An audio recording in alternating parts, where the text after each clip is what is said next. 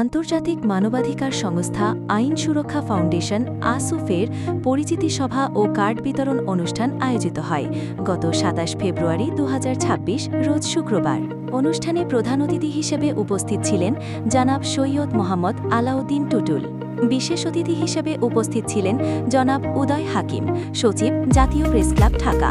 এছাড়াও উপস্থিত ছিলেন উপদেষ্টা রহমত আলী এবং কেন্দ্রীয় পরিচালক তথ্য অনুসন্ধান জনাব মোহাম্মদ আনিসুজ্জামান খোকন, ঢাকা বিভাগীয় কমিটির সভাপতি জনাব মোহাম্মদ জাকির হোসেন, সহসভাপতি বিল্লাল সিকদার ও সাধারণ সম্পাদক জনাব মোহাম্মদ জসিম উদ্দিন এবং যুগ্ম সাধারণ সম্পাদক জনাব মোহাম্মদ পারভেজ মাসুদ, অর্থ সম্পাদক সাজিয়াতুল বাহার সাবা, সাংগঠনিক সম্পাদক জনাব মোহাম্মদ জুয়েল হোসেন, আন্তর্জাতিক বিষয়ক সম্পাদক মাহমুদুল্লাহ রিয়াদ, গণমাধ্যম কর্মী ফরহাদ হোসেন, সহকারী গণমাধ্যম কর্মী শ্রী রিপন সরকার, মহিলা ও শিশু বিষয়ক সম্পাদক চম্পা আক্তার, শিক্ষা বিষয়ক সম্পাদক স্বপন আহমেদ সহ ঢাকা বিভাগের সম্মানিত সকল সদস্যবৃন্দ ও অতিথিবৃন্দ।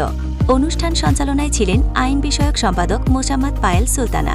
অনুষ্ঠানে সংগঠনের লক্ষ্য ও উদ্দেশ্য তুলে ধরা হয় এবং মানবাধিকার রক্ষায় ঐক্যবদ্ধভাবে কাজ করার অঙ্গীকার পুনর্ব্যক্ত করা হয়।